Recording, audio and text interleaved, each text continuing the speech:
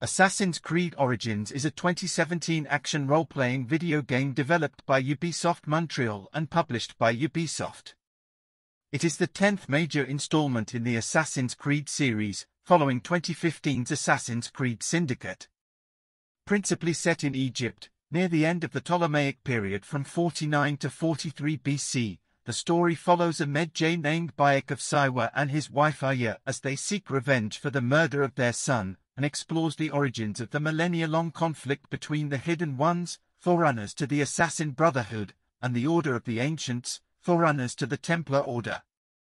The framing story, set in the 21st century, follows a new character, Layla Hassan, who relives Bayek and Aya's memories using a modified Animus device.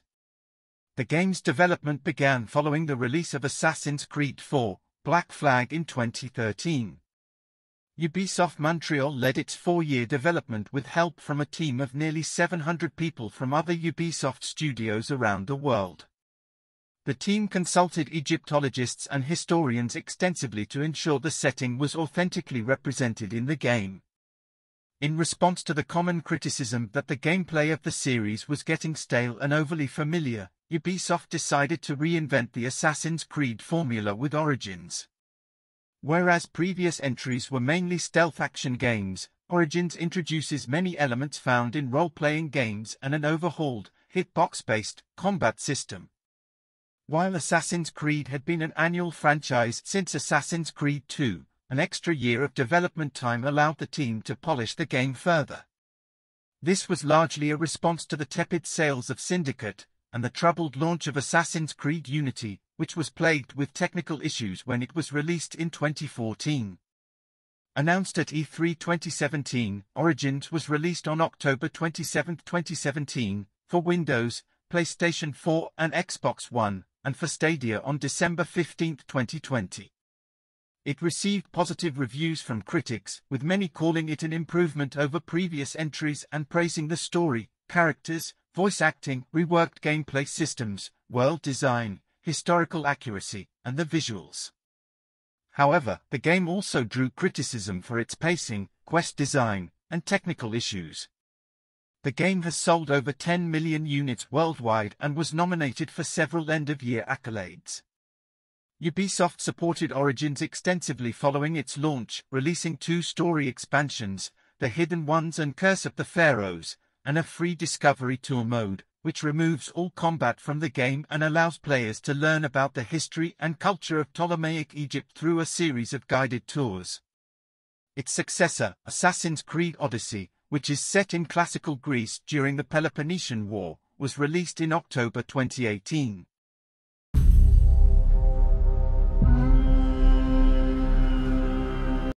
Gameplay. Assassin's Creed Origins is an action-adventure game with role-playing video game elements played from a third-person perspective. Players complete quests, linear scenarios with set objectives, to progress through the story, and can freely roam the open-world environment on foot, horseback, camelback, horse-drawn vehicles, or boat. The open world includes all of ancient Egypt, featuring vast deserts, oases, lakes and ancient cities such as Alexandria and Memphis. The game's main character, Bayek, can dive underwater and explore the lakes and the rivers, the first instance of underwater exploration in the series since 2013's Black Flag. As the players explore the world, they encounter different non-playable characters who need assistance from Bayek. These side missions, which typically involve rescuing prisoners, defeating enemies, collecting items or investigating items of interest, often take Bayek to locations of interest, where the player can find treasures. Throughout the game, players can explore tombs and pyramids, raid bandit hideouts, solve riddle puzzles to find rare loot, and discover synchronization points, which then unlock additional locations of interest and serve as fast travel points. Other side activities players can undertake include competing in a gladiatorial arena where the player fights waves of increasingly difficult combinations of enemies culminating in a boss fight, participating in chariot racing, and solving stone circle puzzles. Players earn experience points by performing acts like completing campaign missions and side missions, discovering new locations, and defeating enemies. As the players earn sufficient experience points, they can level up and earn skill points, which can unlock new abilities. The skill tree has 3 unique branches: Hunter, Warrior, and Seer. Hunter improves Bayek's ranged abilities, Warrior makes Bayek a more capable melee fighter, Seer turns Bayek into a more lethal and efficient assassin. Missions and areas have a level recommendation. Players need to reach a certain level before completing them, or else the game's enemies can easily overpower them. To further enhance combat efficiency, Bayek's hidden blade, quiver, stabilizer glove, bracer, breastplate and tool pouch can be crafted using the resources collected from hunting wildlife, dismantling gear, and attacking convoys carrying supplies. Bayek needs to earn coins by looting and completing locations of interest. Coins can then be spent on purchasing or upgrading weapons, outfits and mounts. Gears and crafting materials can be purchased from a special vendor through loot boxes, though these boxes can only be purchased through the in-game currency. Despite this, some cosmetic items can only be purchased via Helix coins, which must be purchased with real-world currency. Combat. Previous titles in the Assassin's Creed series used a paired animation system whereby the player character would engage with an enemy and combat would be dictated by a series of predetermined animations based on player inputs and scripted AI movements. Origins moved to a hitbox system. When the player wields a weapon, they strike at whatever is in range, allowing them to hit and injure enemies directly, and creating the possibility of missing an enemy entirely. There are 2 modes of melee attack: light attacks are fast but weak, and heavy attacks are slow but strong. Complementing this is the way weapons fall into different categories: common, rare and legendary, and are rated on the damage dealt, speed and range. Bayek can be equipped with 8 types of melee weapons and 4 types of bows and arrows. Legendary weapons can usually be obtained by defeating high-level enemies called the Ptolemaics. As enemy combat is also dictated by the hitbox system, the player is equipped with a shield and needs to balance their offensive and defensive capabilities. Players need to use different weapons when facing different enemy archetypes. They may also need to dodge or parry hostile attacks. Adrenaline slowly builds up during combat. When the player's adrenaline bar is full, they can unleash a devastating attack with their melee weapon. Bayek also has access to tools such as sleeping darts, poison darts, and fire bombs, and can use the environment to his advantage. For instance, he can light enemies on fire after shooting oil canisters with fire arrows, and set traps near braziers, defeating enemies when they attempt to call for reinforcements. Locations within the game world enable the player to choose their playing style by offering stealth and open combat as equally viable choices for completing objectives. Players can subdue enemies by sneaking up behind them using the hidden blade, though higher-level enemies are not easily defeated. The Eagle Vision mode, which was used by the franchise to give the player the ability to scout an area by highlighting enemies and objects, has been replaced by a Bonelli's eagle named Sinew as a companion. The player can take control of Sinew and scout an area in advance, highlighting enemies who will then be visible when they return to controlling Bayek. Players can hide in tall grass or navigate rooftops to avoid enemies' attention. Bayek, however, can whistle to draw an enemy toward him, allowing assassination when the player is still in hiding.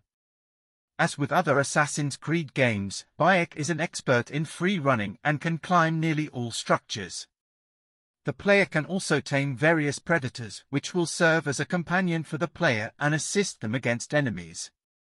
Naval combat returns in sections where players control Bayek's wife Aya, who can command a ship and attack hostile ship vessels.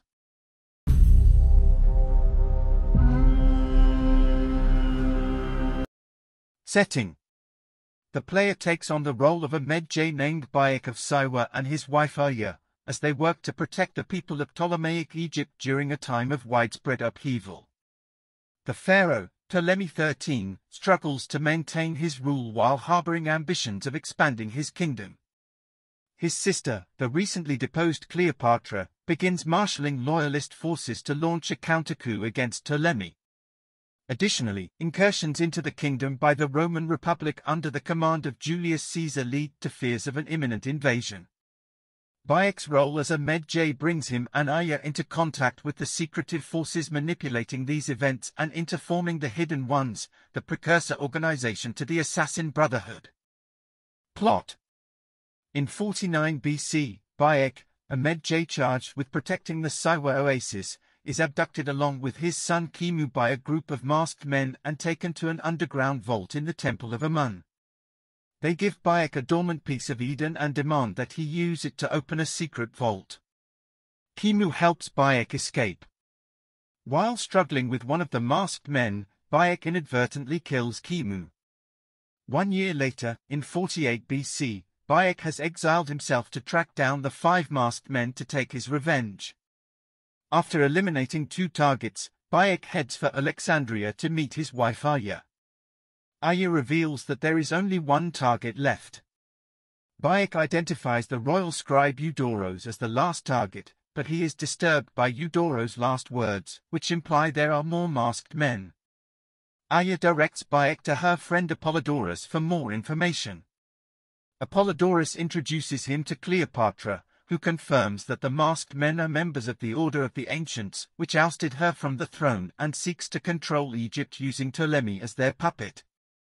Cleopatra gives Bayek 4 new targets. He tracks them down and kills them while Aya convinces Pompey the Great to ally with Cleopatra. Bayek receives a letter from Aya explaining there are more members of the Order at large, including members of Ptolemy's royal guard. Bayek begins to believe that Cleopatra is using him to kill her rivals. Pompey is killed by Lucius Septimius, forcing Bayek and Aya to sneak Cleopatra into the palace to meet Julius Caesar. Cleopatra impresses Caesar and secures his support. Bayek kills Pothinus, the scorpion, but is stopped from killing Septimius by Caesar. Aya watches Ptolemy be eaten by crocodiles when he tries to flee across the Nile. Cleopatra takes the throne as pharaoh. Septimius becomes an advisor to Caesar, and Cleopatra cuts ties with Bayek and Aya. Bayek realizes that Cleopatra and Caesar have now allied themselves with the Order, and gathers his allies to form a brotherhood to counter the Order and defend the people's free will. Bayek and Aya realize the Order showed interest in the tomb of Alexander the Great, where they find a mortally wounded Apollodorus. He warns them Caesar's lieutenant Flavius is the leader of the Order. He and Septimius had taken the orb and a staff from the tomb and are going to Siwa to open the vault. Bayek tracks Flavius to Siren, where he has used the activated Apple of Eden to enthrall the population. He kills Flavius, avenging Kimu's death, and returns to Aya. Aya recruits Marcus Junius Brutus the Younger and Gaius Cassius Longinus to their cause and heads to Rome to assassinate Caesar and Septimius.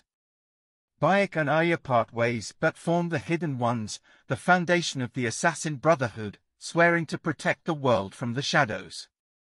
In Rome, Aya confronts and kills Septimius, who wields the Staff of Eden. She infiltrates the Roman Senate and assassinates Caesar. Later, she meets Cleopatra and warns her to be a fair ruler, or she will return to assassinate her. Afterward, Bayek and Aya, now calling herself Amunit, begin recruiting and training other Hidden Ones as they build the Brotherhood in Egypt and Rome, respectively. In 2017, Layla Hassan, a researcher for Abstergo Industries, is tasked with retrieving an artifact in Egypt on their behalf. Instead, she finds a tomb containing the mummified bodies of Bayek and Aya. Hoping to find information that would secure her a position in the company's Animus project, Layla covertly relives both Bayek and Aya's memories using a modified Animus. When Layla fails to report in, Abstergo sends a team to kill her, but their plan fails. Layla returns to the Animus but is later awoken by William Miles, an assassin mentor and the father of the deceased Desmond Miles. She accepts his offer to work with the assassins, but does not join them. The two depart for modern-day Alexandria. In experiencing Bayek's memories, Layla may encounter a series of ancient structures built by the first civilization. Each contains a message that alludes to Layla playing a pivotal role in an upcoming apocalyptic event.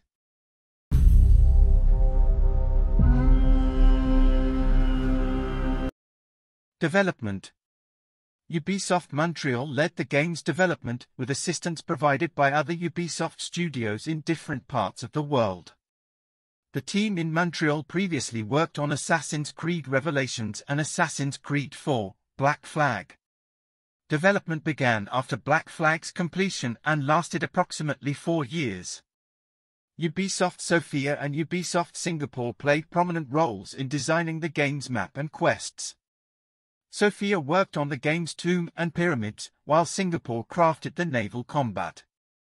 Jean Gesden and Ashraf Ismail, who both worked on Black Flag, returned as the game's directors. Nearly 1,000 people worked on the game, only 300 came from the Montreal studio. Ubisoft described this model of development as co-development, where, unlike previous installments in the series, the support studios had more freedom and their work was more integral to the whole. According to Ismail, the co-development model allows each area in the game's world to be unique. Despite this, the Montreal studio set some guidelines that all studios needed to follow. For instance, the distance that a quest requires the players to travel is limited. For the quests in a hub area, there can only be one funny mission and one eradication mission. Ubisoft's goal was to modernize the series. Ancient Egypt was one of the most popular choices requested by fans of the series, but Ubisoft had declined the idea. Alex Hutchinson, the creative director of Assassin's Creed III, called Ancient Egypt, along with the other 2 chosen settings, Feudal Japan and World War II, the worst choices for a setting. In a later interview, however, Ismail said Egypt was a setting the team wanted to explore and acknowledged fans' requests. He believed Ubisoft had not chosen Egypt for previous installments because of technological constraints. 49 BCE was chosen as the game's setting because it reflected an impressive clash of civilizations. Egyptian culture was thriving but nearing its decline, while the Romans and the Greeks exerted a strong influence over Egypt, culminating in its annexation by the Roman Empire following the game's events. Ismail called this setting epic because it showed the death of one world, the birth of a new one. Initially, the team started with the world map from Black Flag and turned all its water bodies into landmasses. With such a large map, they needed to fill it with meaningful content, so they incorporated elements from role-playing video games and quests into the game. Puzzles, hunting, and military outposts were added to facilitate the player's exploration of the game's world. The game's combat was completely overhauled, as the developer wanted to give players more freedom of choice. For the first time, difficulty settings were introduced to the series to ensure the combat would be accessible. The studio consulted Egyptologists and historians, and secured deals with universities to ensure that experts on the subject could provide the team with information and research. In addition to recruiting in-house historians, they also consulted academics like Jean-Claude Golbin to place landmarks in the game's world and recreate ancient paintings. The historians were involved in the game's creative process. For instance, Evelyn Fairn, one of the game's consultants, convinced Ubisoft to modify a scene featuring public mummification in a temple because the scene went against the Egyptian mentality at that time. Alan Gardner's Egyptian grammar, being an introduction to the study of hieroglyphs, served as the foundation for the language spoken by the NPCs, though the team also drew from the works of James Allen and Raymond Faulkner. The goal was not to create a historically accurate version of Egypt but to make Egypt an authentic setting. The team watched films and TV series to see how ancient Egypt was portrayed in pop culture, and adjusted the game when they felt the focus on history had impeded gameplay and entertainment. Some cities featured in the game were larger than they were initially, as the developer wanted to create this sense of pharaonic scale in places like Alexandria and Memphis. Ismail added that if an event is well documented, the artists followed the historians' consensus. However, for parts that were not well researched, they would design and recreate them on their own. The team also endeavored to make the game world more immersive. To this end, the studio added sandstorms to the game, and players would experience a mirage if they remained in the heat too long. Cities have distinct designs which reflect their origins. While designing Alexandria, inspirations were taken from Pergamon, Turkey, whose design resembled that of ancient Alexandria. While most locations were handcrafted, artists and programmers made use of procedural generation to fill vast, open areas with rocks, grass and trees. Minimap from the head-up display were replaced with a compass, as they believed this made the HUD less obstructive and encouraged players to explore. To make the world more dynamic, the team invested a lot of time into designing the artificial intelligence of the non-playable characters, ensuring they would have a routine every day such as working during daytime and sleeping at night. Quest givers travel and do not stay in a fixed position, and players can choose the time of day to assassinate their targets. Factions also respond differently to players. Alan Mercica was invited to serve as the game's narrative director after a cinematic director saw one of his punk plays, called Squeegee Nights. The lead character, Bayek, was more experienced and mature than other protagonists in the series. Ismail described Bayek as a reactive protagonist who could express various emotions. Bayek, as a Medjay from Siwa Oasis, a traditional village in Egypt, embodies an older way of life and Egyptian traditions. As Egypt is about to be annexed by the Roman Empire in the game, Bayek must find out what he needs to do, what he needs to become. His personal quest would lead ultimately to the formation of the Assassin Brotherhood. Abubakar Salim, who was initially told that he was auditioning for an animated TV series that required motion capture, voiced Bayek. In 2020, a report from Bloomberg alleged that Ubisoft, in particular the marketing department and Chief Creative Officer Serge Hascoët, had tried to minimize the role of female assassins in a number of Assassin's Creed games. Initially, Bayek was expected to be killed off early in the game, and the player character would assume the role of Aya instead. Actress Alex Wilton Regan voiced Aya.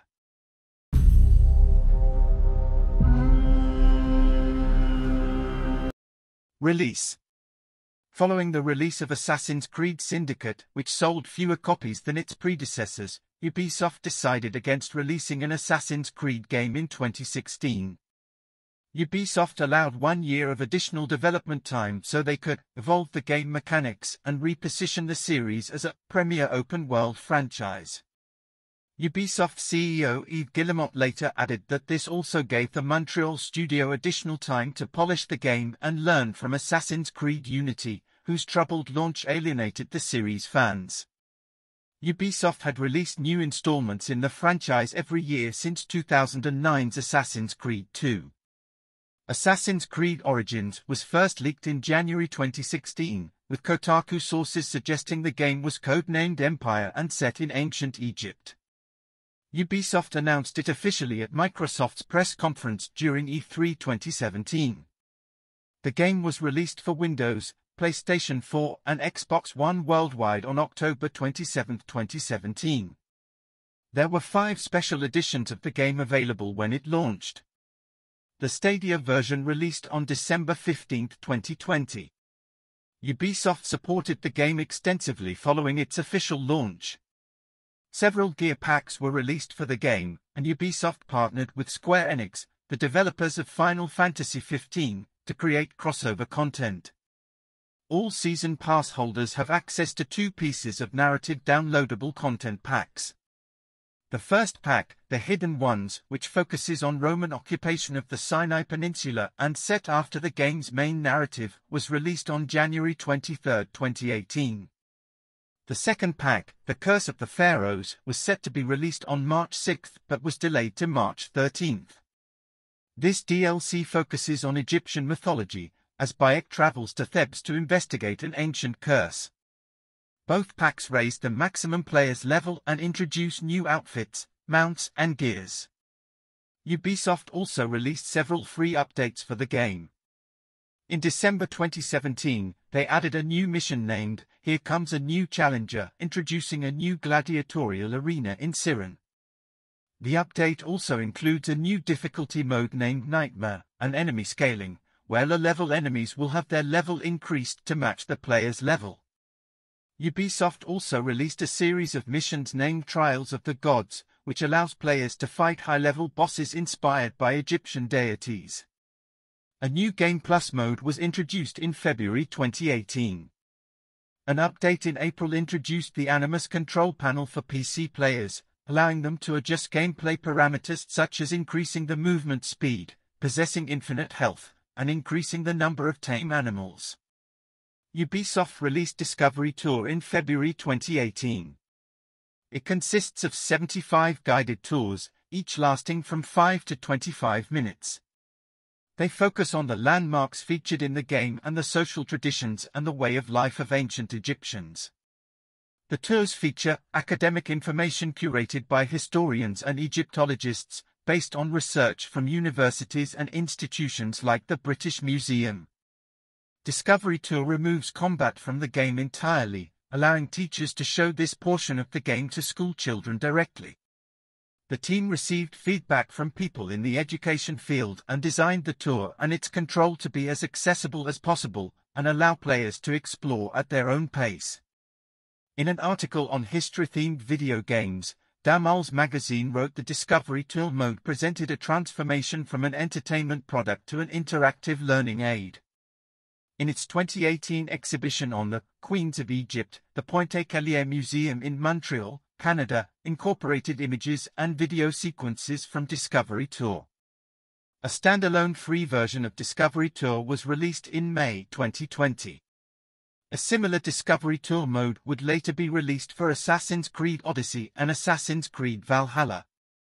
In June 2022, Ubisoft released a patch for Origins, which boosted the frame rate to 60 frames per second on Xbox Series X, S and PlayStation 5. Reception. Assassin's Creed Origins received generally favorable reviews from critics, according to review aggregator Metacritic. Louise Blaine of Games Radar praised the varied map design, writing that each region felt unique.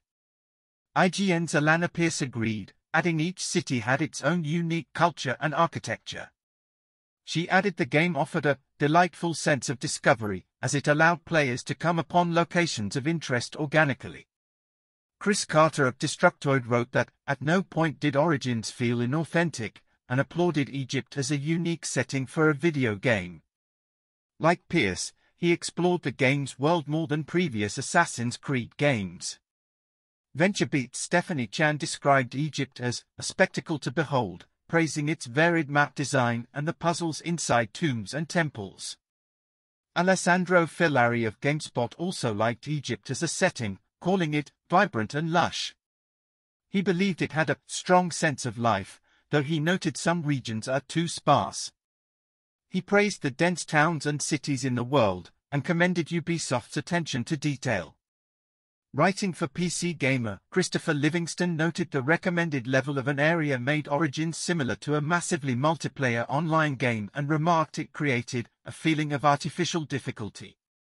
Blaine praised the game's design and applauded the team for ditching the franchise's staple gameplay features such as paired animation combat, tailing missions, and an excessive amount of collectibles. Pierce liked the elimination of forced stealth missions and the implementation of a redesigned park hour system, which removed the frustration she had with earlier installments. She also applauded the new progression system, which gave players more choices than previous games, and the action-focused combat, which she described as tense.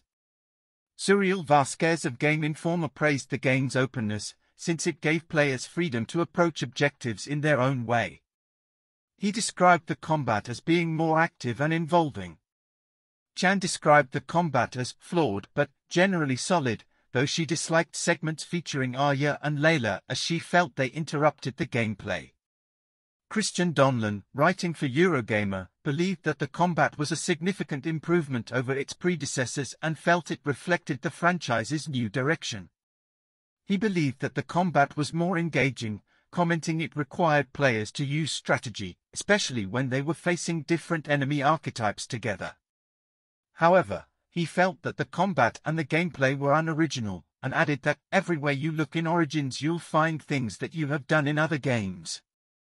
Both Pierce and Filari complained the lock-on system did not work properly. Filari added it turned battles that could be tactical and fierce into disorienting and clumsy encounters. Filari also noted that the control for stealth was less responsive than the previous games and considered it one of Origin's weakest aspects. Blaine liked the game's quests, noting that starting one side quest might initiate a chain of additional narrative side missions that players can complete. Pierce called the story delightfully mystical and elaborate, while Filari applauded the narrative for successfully balancing moments of heartbreak and earnestness. Pierce also praised the side quests for being memorable and featuring multifaceted, interesting characters with believable motives. While Carter noted that the game had a rough start, the tale involving the cult and the Order of the Ancients slowly became more intriguing and interesting. Chan criticized some campaign missions, especially those involving assassinating members of the cult, for being anticlimactic. She praised the side quests for reflecting the everyday life of Egypt, but she lamented they were repetitive. She compared completing locations of interest to running errands. Andy Kelly, also from PC Gamer, added that the game was guilty of a particularly egregious example of padding, and wrote that during his 28 hours playtime to finish Origins, at least 8 hours were spent on completing side content, against his will. Livingston remarked the player was often forced to grind for experience points before they could complete the main campaign missions, which broke the flow of the main campaign. Bayek is generally well liked by critics. Donlan called him charming, while Polygon's Colin Campbell described him as kind and devout. Chris Naunton of Southampton University created Playing in the Past, a T.TV series, using Origins to teach the history of ancient Egypt. He and other Egyptologists described the game's depiction of the era as the best visualization of ancient Egypt. Amazing. Sales. In November 2017, Ubisoft announced sales of Assassin's Creed Origins during its first 10 days were double those of Assassin's Creed Syndicate, while player engagement increased. 35% of the sales were digital download, compared to just 12% for Syndicate. It was the best-selling retail game in the UK in its first week of release, beating competitors including Super Mario Odyssey and Wolfenstein 2. The New Colossus, which were released on the same day as Origins. It was the second best-selling retail game in the US in October 2017, behind Middle-earth, Shadow of War, and the third best-selling game in November, behind Call of Duty, World War II, and Star Wars Battlefront 2. The game sold more than 10 million copies during life of 8th generation of video game consoles.